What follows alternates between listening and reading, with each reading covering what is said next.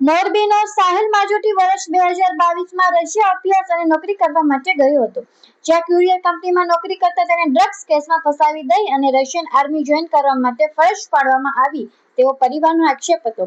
Russian army વતી Ukraine સામે લડતા યુવાનને યુક્રેન સામે સરેન્ડર કરી દીધું હતું અને યુક્રેનિયન આર્મી વિડીયો વાયરલ કર્યો, જેથી પરિવાર ચિંતામાં મુકાઈ ગયો હતો.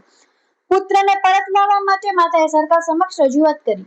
સાહિલ યુક્રેનમાં 1 તારીખથી છે, મતલબ 1 મહિનો થઈ ગયો, 1 ઓક્ટોબરથી છે ને 1 ઓક્ટોબર પછી અમને વિડીયોથી ખબર પડી કે સાહિલ અહીંયા યુક્રેનમાં છે. તો અમે અહીંયા મોરબીમાં એક ચિરાગભાઈ કારિયા કરીને એડવોકેટ છે, એમની મદદથી અમે હાઈકોર્ટમાં પહોંચ્યા અને હાઈકોર્ટમાં દીપાબેન જોસેફ નામના એક એડવોકેટ છે, એ સોશિયલ વર્કર પર છે, એના મદદથી કારિયાભાઈને મદદથી અમે હાઈકોર્ટમાં એક અપીલ દાયર કરી છે. અપીલનો રિઝલ્ટ કાલ આવ્યો. કાલ અમને જજ તરફથી કહેવામાં આવ્યું, જજ સામે મારી ઓનલાઈન મીટિંગ હતી, ઓનલાઈન હાજરી હતી.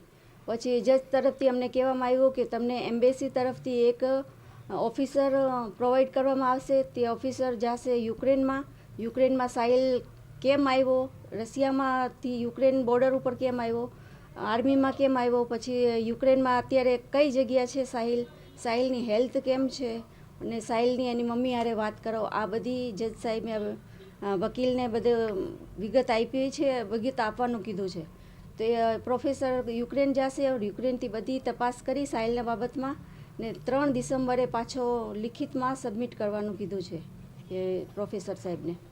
પછી 3 તારીખે અમારે પણ જવાનું થશે દિલ્હી.